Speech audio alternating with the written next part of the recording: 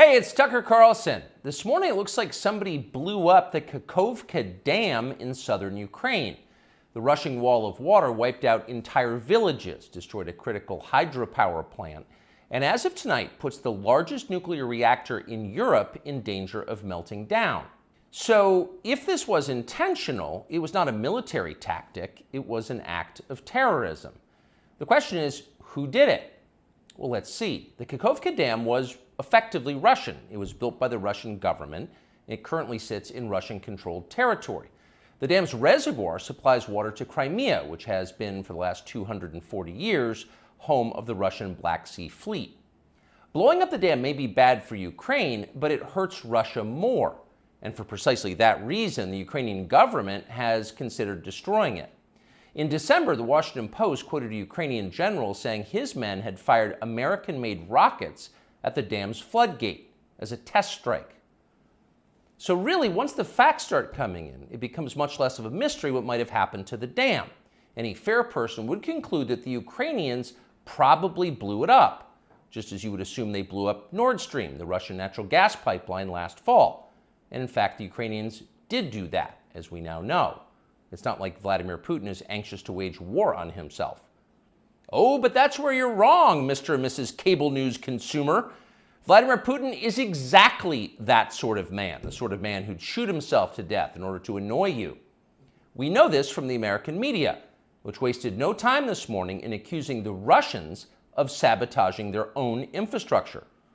Bill Kristol, the man who once told us that Saddam Hussein was responsible for 9/11, immediately denounced Putin as a war criminal and even more savagely compared him to Donald Trump. The rest of the pundit class made similar, clearly coordinated noises. Putin did it! Putin did it! And their reasoning was simple. Putin is evil, and evil people do evil things purely for the dark joy of being evil. In this specific case, Putin attacked himself, which is the most evil thing you can do, and therefore perfectly in character for a man that evil. That was their explanation.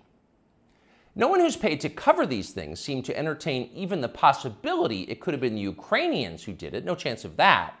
Ukraine, as you may have heard, is led by a man called Zelensky.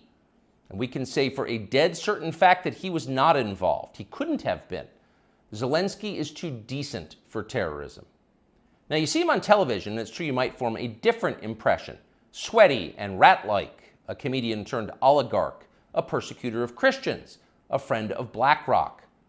But don't believe your own eyes. Actually, Mr. Zelensky is a very good man. The best, really. As George W. Bush once noted, he is our generation's Winston Churchill. Of all the people in the world, our shifty, dead-eyed Ukrainian friend in the tracksuit is uniquely incapable of blowing up a dam. He's literally a living saint, a man in whom there is no sin. That's why Lindsey Graham is so attracted to him. They're just two good people, hanging out together and being good. And like all good people, when they meet in person, they spend a lot of time talking about killing people and laughing like friends do. Here's the pair last week. Free or die. Free or die. Now you are free. Yes. And we will be. And the Russians are dying. It's the best money we've ever spent. Thank you so much. No, it's... The Russians are dying. It's the best money we've ever spent, Graham says. A smile spreads across his thin, quivering lips as he forms the words. He looks like a starving man contemplating a breakfast buffet. The aroma of death has aroused Lindsey Graham. Thanks so much, replies Zelensky. He feels the same way. See, there's nothing dark here. Just two middle-aged guys celebrating the killing of a population. They don't seem like the kind of people who'd enjoy flooding villages or starting a famine. And in any case, who cares if they are? It's really not your business. Your job is to support Ukraine. Watch Nikki Haley, a Republican candidate for president, explain this principle on CNN. A win for Ukraine is a win for all of us. And for them to sit there and say that this is a territorial dispute, that's just not the case. To say that we should stay neutral, it is in the best interest of America. It's in the best interest of our national security for Ukraine to win. We have to see this through. We have to finish it. See? It's very easy to understand. It is vitally important for you to support Ukraine because it's necessary for Ukraine to be supported by you. Your support is mandatory until it's finished, whatever it is, and whatever that means. So shut up and support Ukraine, or else you're in trouble. Back when they still taught logic, statements like this were known as tautologies. Something is true because it is. The more you repeat it, the truer it becomes. It's a self-reinforcing reality. There was a time when tautologies were considered illegitimate arguments, not to mention hilariously stupid. Only dumb people talk like that. Now everybody in power talks like that. Diversity is our strength. Trans women are women. Zelensky is Churchill. It's all self-evidently true. Doesn't need an explanation, and don't ask questions. Sound familiar? Of course it does. That's the pap they're serving us day after day in steaming, lumpy portions. By this point, it's possible that American citizens are the least informed people in the world. Your average yak herder in Tajikistan knows who blew up the Nord Stream pipeline. It's obvious. Does he think some skinny dude in a dress is actually a girl? Come on. That idea would never occur to him. You've got to be lied to at full volume over a period of years in order to reach conclusions like that. And of course, we have been. The media lie. They do. But mostly they just ignore the stories that matter. What's happened to the hundreds of billions of US dollars we've sent to Ukraine? No clue. Who organized those BLM riots 3 years ago? No one's gotten to the bottom of that. What exactly happened on 9/11? Well, it's still classified. How did Jeffrey Epstein make all that money? How did he die? How about JFK? And so endlessly on.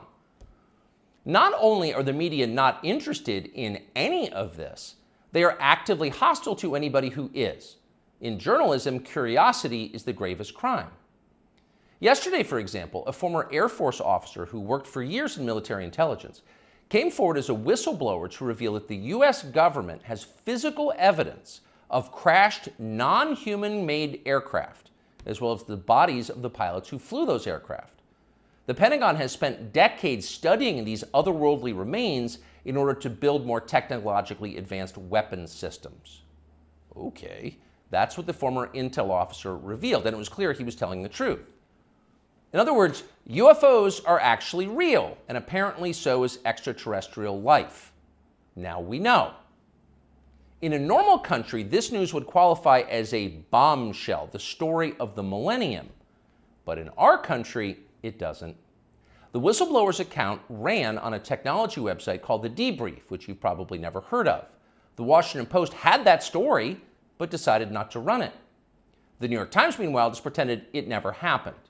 On the front page of the New York Times website this morning, there were 5 stories about Ukraine, as well as 4 stories apiece about Donald Trump, trans people, and climate change, the usual lineup. There was nothing at all about how an alien species is flying hypersonic aircraft over our cities. Not one word. So if you're wondering why our country seems so dysfunctional, this is a big part of the reason. Nobody knows what's happening.